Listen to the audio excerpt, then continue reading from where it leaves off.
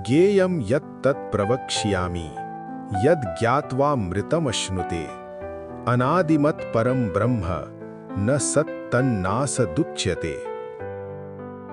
अब मैं तुम्हें ज्ञेय के विषय में बतलाऊंगा, जिसे जानकर तुम नित्य ब्रह्मा का आस्वादन कर सकोगे। यह ब्रह्मा या आत्मा जो अनादि है और मेरे अधीन है, इस भौतिक जगत के कार्य कारण से परे स्थित है। भगवान ने क्षेत्र तथा क्षेत्रज्ञ की व्याख्या की। उन्होंने क्षेत्रज्ञ को जानने की विधि की भी व्याख्या की। अब वे ज्ञेय के विषय में बता रहे हैं, पहले आत्मा के विषय में, फिर परमात्मा के विषय में। ज्ञाता अर्थात आत्मा तथा परमात्मा दोनों ही के ज्ञान से मनुष्य जीवन अमृत का आस्वादन कर सकता है। जैसा कि द्वितीय अध्याय में कहा गया है, जीव नित्य है, इसकी भी यहाँ पुष्टि हुई है। जीव के उत्पन्न होने की कोई निश्चित तिथि नहीं है, न ही कोई परमेश्वर से जीवात्मा के प्राकट्य का इतिहास बता सकता है, अतः वो अनादि है। इसकी पुष्टि वैदिक साहित्य से होती है। न जायते म्रियते वा विपश्चित, कठोपनिषद। शरीर का ज्ञाता न तो कभी उत्पन्न होता है और न मरता है, वो ज्ञान से पूर्ण होता है। वैदिक साहित्य में श्वेताश्वतर उपनिषद भी परमेश्वर को परमात्मा रूप में प्रधान क्षेत्रज्ञ पतिर गुणेशः, शरीर का मुख्य ज्ञाता तथा प्रकृति के गुणों का स्वामी कहा गया है। स्मृति वचन है, दास भूतो हरेरेव नान्यस्येव कदाचन। जीवात्माएं सदा भगवान की सेवा में लगी रहती हैं। इसकी पुष्टि भगवान चैतन्य के अपने उपदेशों में भी है। अतएव इस श्लोक में ब्रह्म का जो वर्णन है वो आत्मा का है, और जब ब्रह्म शब्द जीवात्मा के लिए व्यवहृत होता है तो ये समझना चाहिए कि वो आनंद ब्रह्म न होकर विज्ञान ब्रह्म है। आनंद ब्रह्म ही परब्रह्म भगवान है। सर्वतः पाणिपादं तत्सर्वतो अक्षिशिरोमुखं सर्वतः श्रुतिमल्लोके सर्वम आवृत्य तिष्ठति। उनके हाथ, पांव, आंखें, सिर तथा मुंह तथा उनके कान सर्वत्र हैं। इस प्रकार परमात्मा सभी वस्तुओं में व्याप्त होकर अवस्थित है।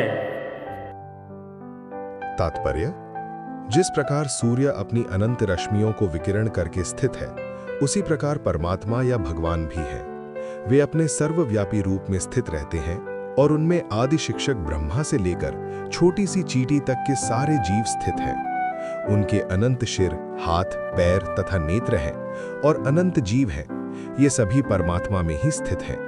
अतएव परमात्मा सर्वव्यापक है, लेकिन आत्मा ये नहीं कह सकता कि उसके हाथ पांव चारों दिशाओं में है। ये संभव नहीं है। यदि वो अज्ञान के कारण ये सोचता है कि उसे इसका ज्ञान नहीं है कि उसके हाथ तथा पैर चतुर्दिक प्रसरित हैं, तो समुचित ज्ञान होने पर वो ऐसी स्थिति में आ जाएगा, तो उसका ऐसा सोचना उल्टा है। इसका अर्थ यही होता है कि प्रकृति द्वारा बद्ध होने के कारण आत्मा परम नहीं है। परमात्मा आत्मा से भिन्न है।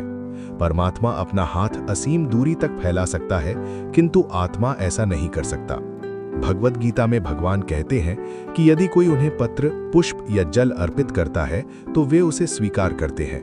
यदि भगवान दूर होते तो फिर इन वस्तुओं को वो कैसे स्वीकार कर पाते? यही भगवान की सर्वशक्तिमत्ता है। यद्यपि वे पृथ्वी से बहुत दूर अपने धाम में स्थित हैं, तो भी वे किसी के द्वारा अर्पित कोई भी वस्तु अपना हाथ फैलाकर ग्रहण कर सकते हैं। यही उनकी शक्तिमत्ता है। ब्रह्म संहिता में कहा गया है, गोलोके एव निवसति अखिलात्म भूता। यद्यपि वे अपने दिव्य लोक में लीलारत रहते हैं, फिर भी वे सर्वव्यापी हैं। आत्मा ऐसा घोषित नहीं कर सकता कि वो सर्वव्याप्त है।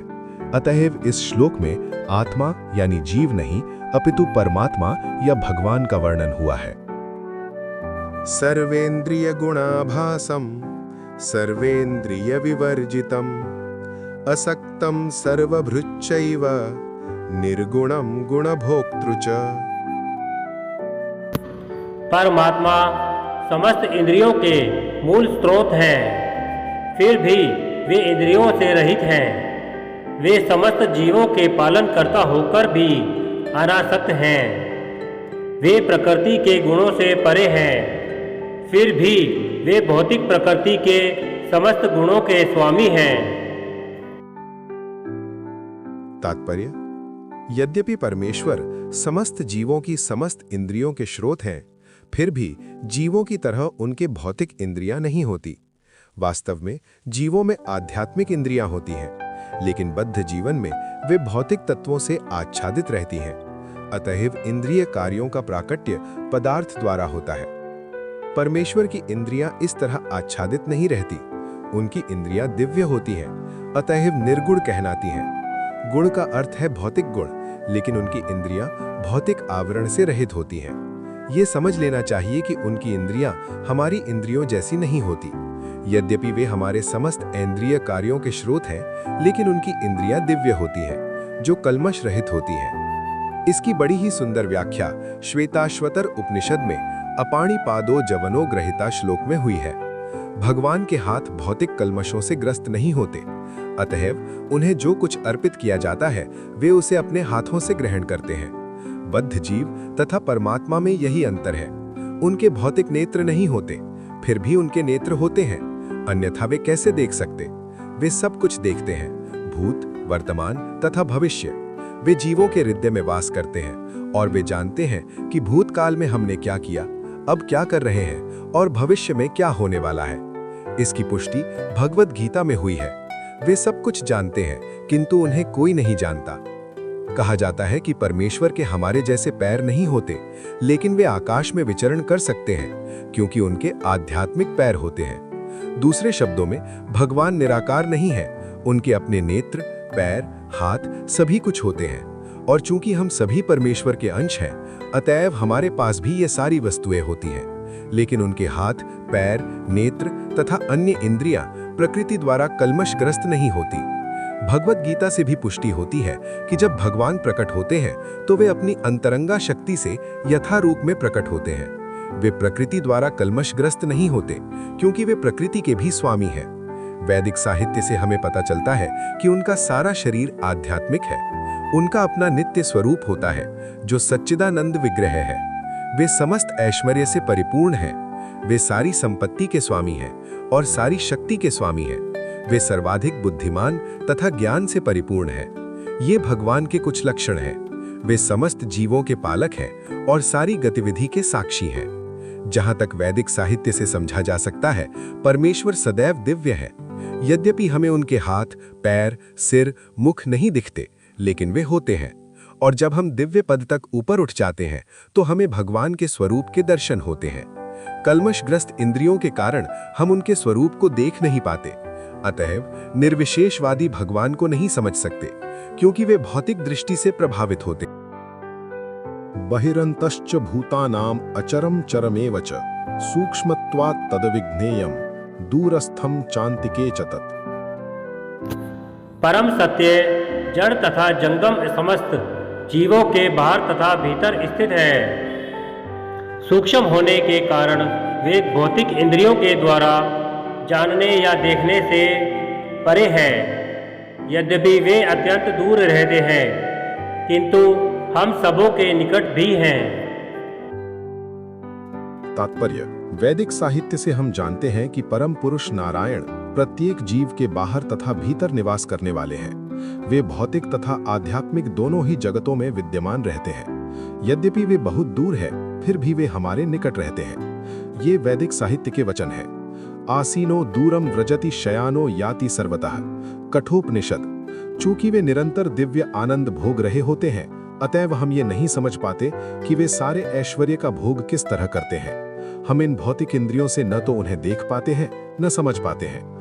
अतएव वैदिक भाषा में कहा गया है कि उन्हें समझने में हमारा भौतिक मन तथा इंद्रियां असमर्थ हैं। किंतु जिसने भक्ति में कृष्ण भावनामृत का अभ्यास करते हुए अपने मन तथा इंद्रियों को शुद्ध कर लिया है, वो उन्हें निरंतर देख सकता है। ब्रह्म संहिता में इसकी पुष्टि हुई है कि परमेश्वर के लिए जिस भक्त में प्रेम उपज चुका है, वो निरंतर उनका दर्शन कर सकता है। और भगवद गीता में इसकी पुष्टि हुई है कि उन्हें केवल भक्ति द्वारा देखा तथा समझा जा सकता है।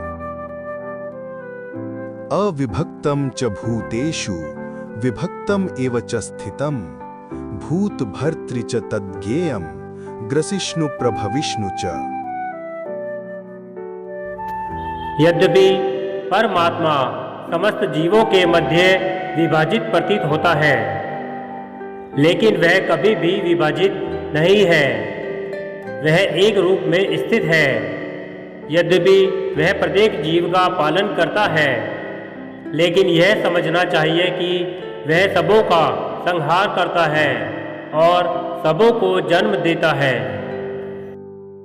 तात्पर्य: भगवान सबों के हृदय में परमात्मा रूप में स्थित हैं। तो क्या इसका अर्थ यह हुआ कि वे बटे हुए हैं?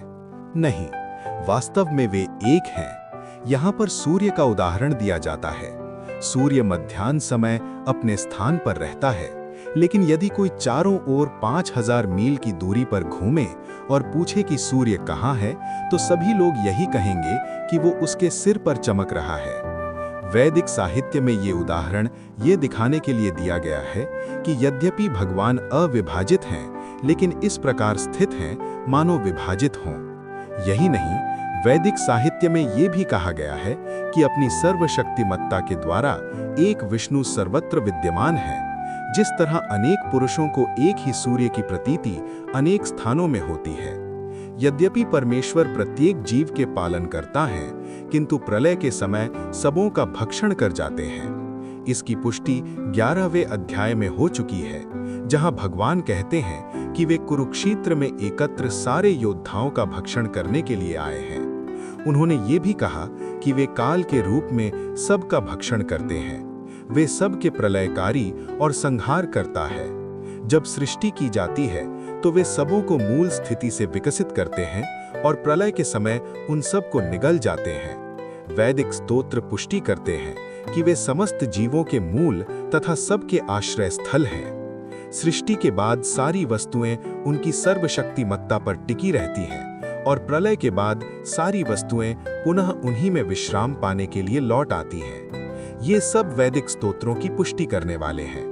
यतो वायमानि भूतानि जायन्ते येन जातानि जीवन्ति यत् प्रयन्त्यभिसं विशन्ति तद् ब्रह्म तद् विजिज्ञासस्व।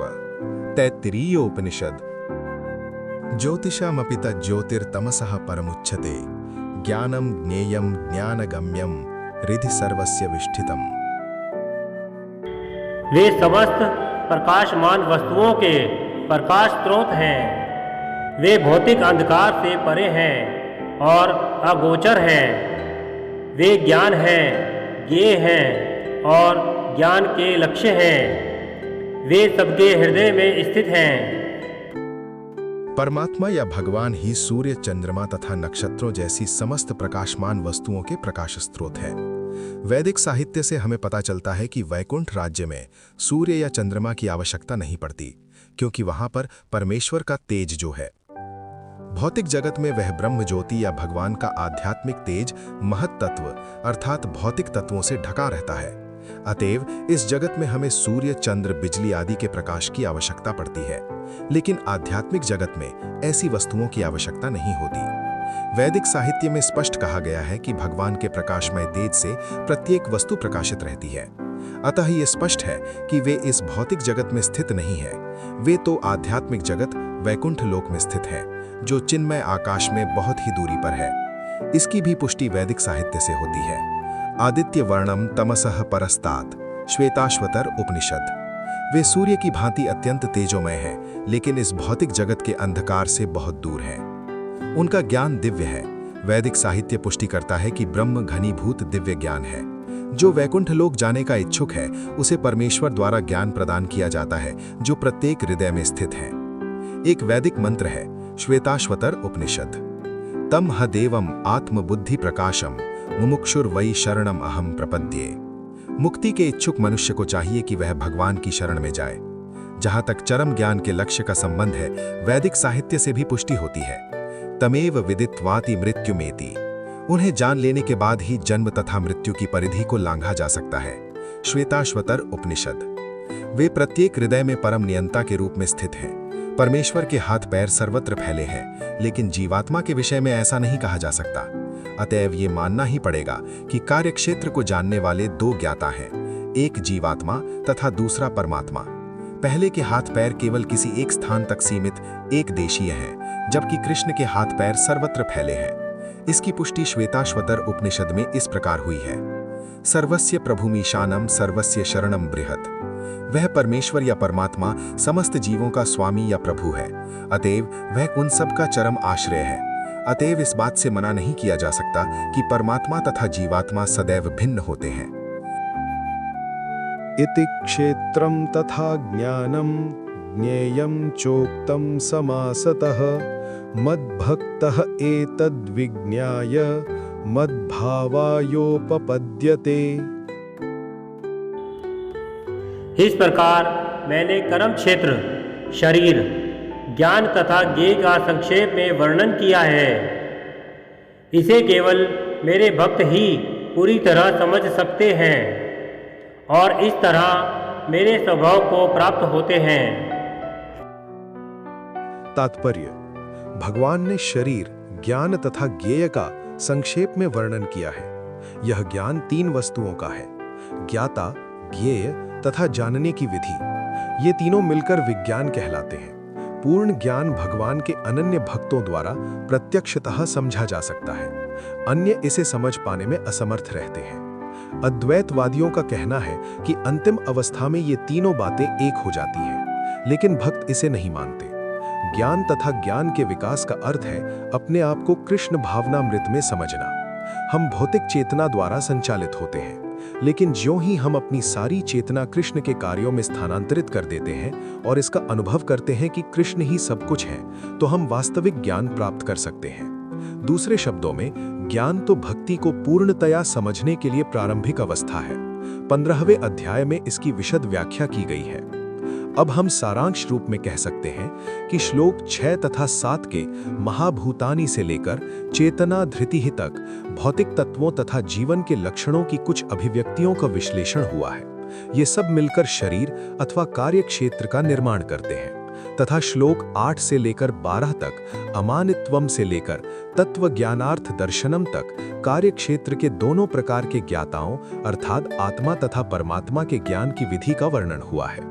श्लोक 13 से 18 में अनादिमत परम से लेकर हृदय सर्वस्य विष्ठितम तक जीवात्मा तथा परमात्मा का वर्णन हुआ है।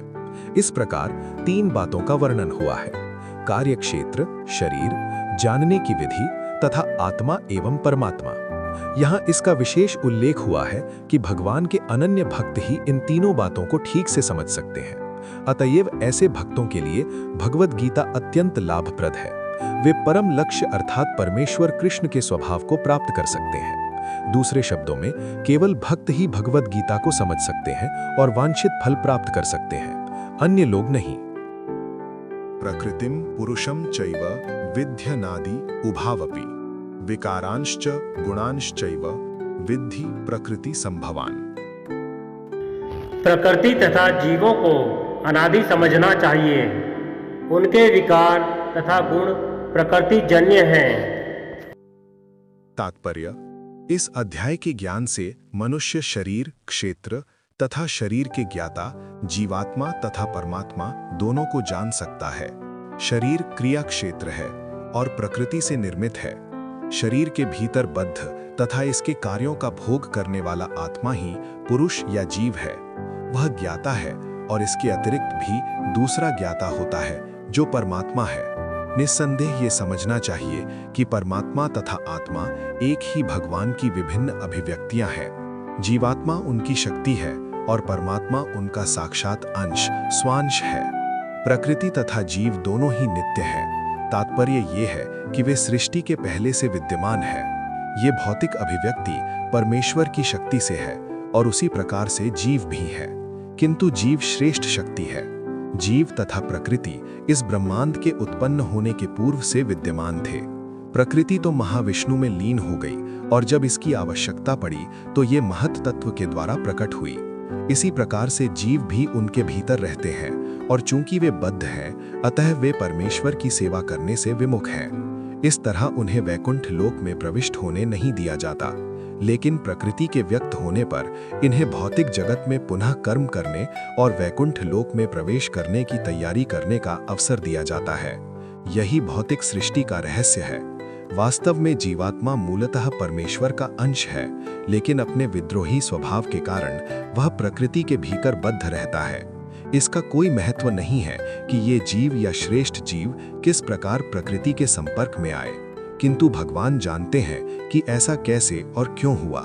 शास्त्रों में भगवान का वचन है कि जो लोग प्रकृति द्वारा आकृष्ट हैं, वे कठिन जीवन संघर्ष कर रहे हैं। लेकिन इन कुछ श्लोकों के वर्णनों से ये निश्चित समझ लेना होगा कि प्रकृति के 3 गुणों के द्वारा उत्पन्न विकार प्रकृति की ही उपज है। जीवों के सारे विकार तथा प्रकार शरीर के कारण है। जहां तक आत्मा का संबंध है, सारे जीव एक से है। कार्य कारण कर्तृत्वे हेतुः प्रकृतिरुच्यते, पुरुषः सुख दुःखानां भोक्तृत्वे हेतुरुच्यते। प्रकृति समस्त भौतिक कारणों तथा कार्यों परिणामों की हेतु कही जाती है और जीव पुरुष इस संसार में विविध सुख दुख के भोग का कारण कहा जाता है।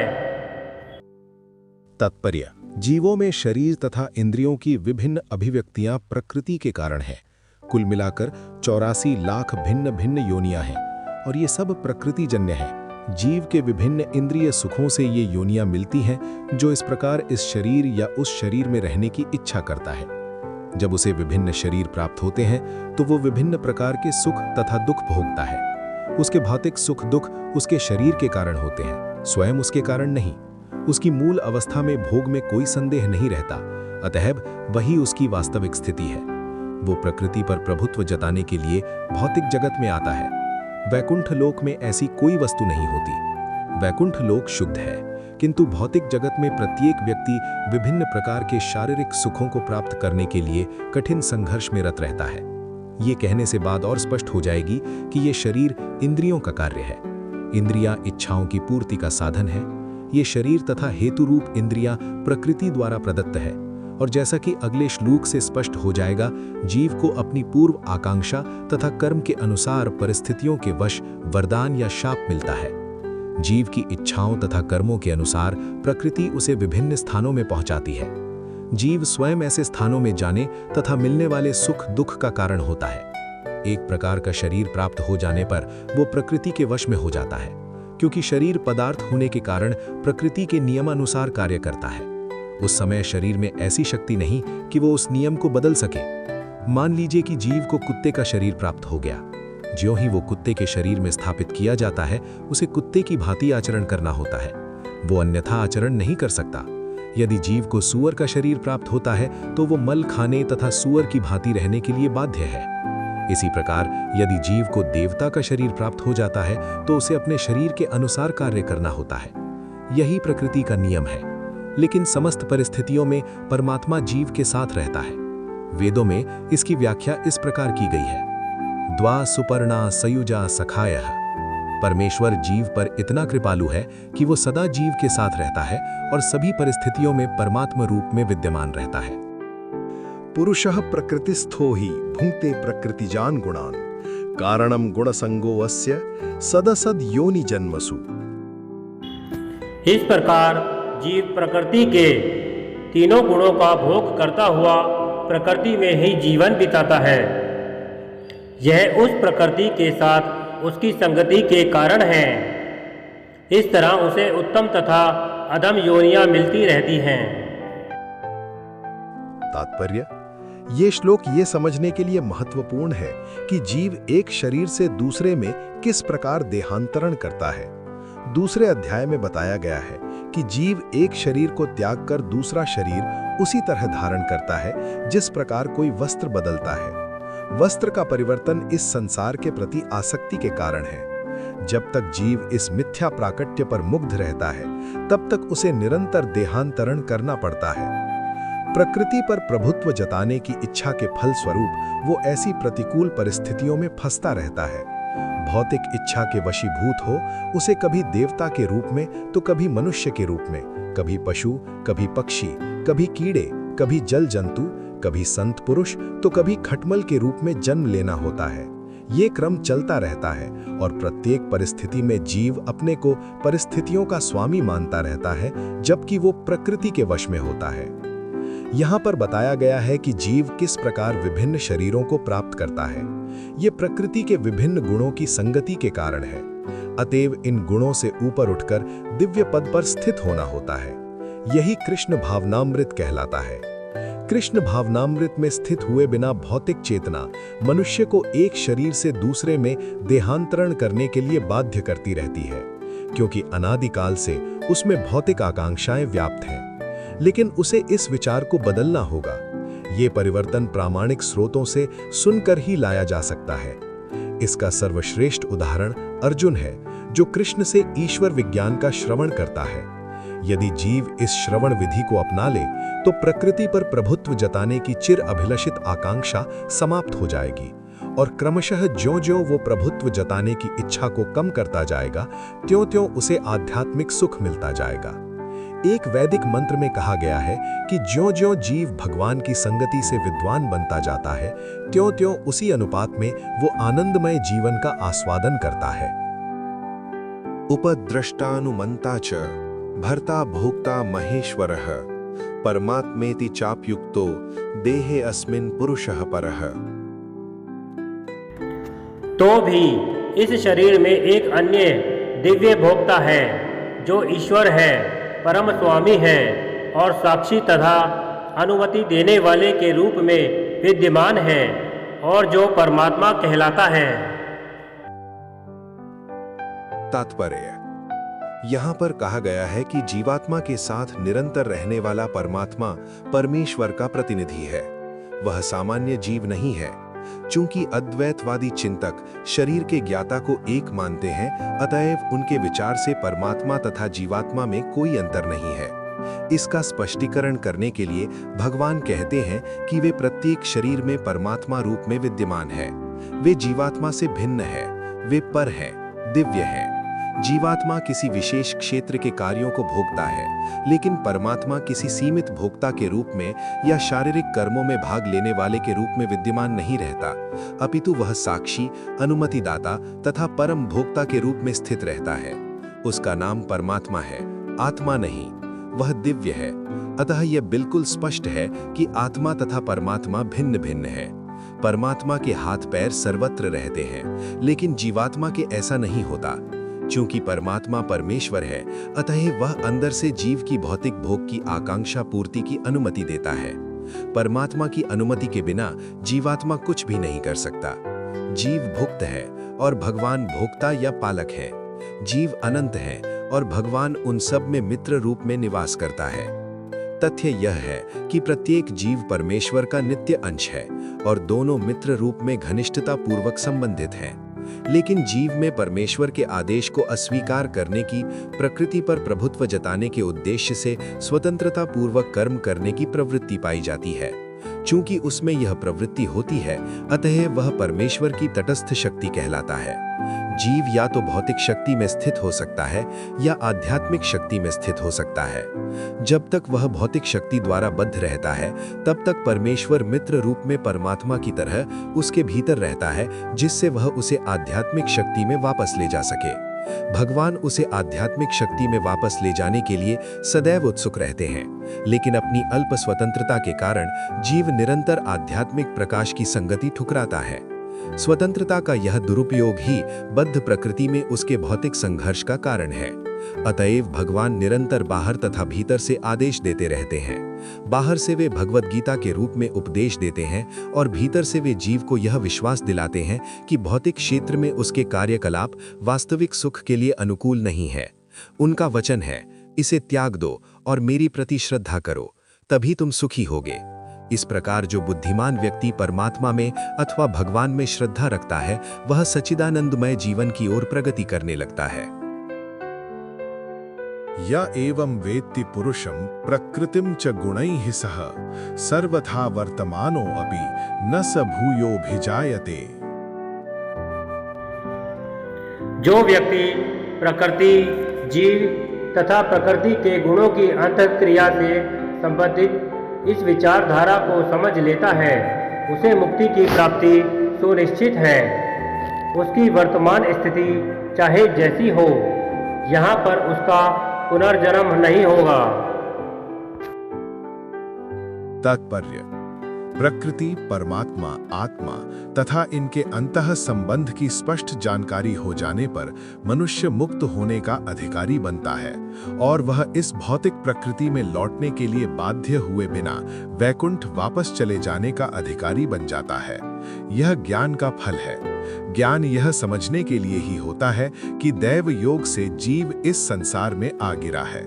उसे प्रामाणिक व्यक्तियों, साधु पुरुषों तथा गुरु की संगति में निजी प्रयास द्वारा अपनी स्थिति समझनी है और तब जिस रूप में भगवान ने भगवत गीता कही है उसे समझकर आध्यात्मिक चेतना या कृष्ण भावनामृत को प्राप्त करना है। तब यह निश्चित है कि वह इस संसार में फिर कभी नहीं आ सकेगा। वह सच्चिदानंदमय जीवन बिताने के लिए वैकुंठ लोक भेज दिया जाएगा।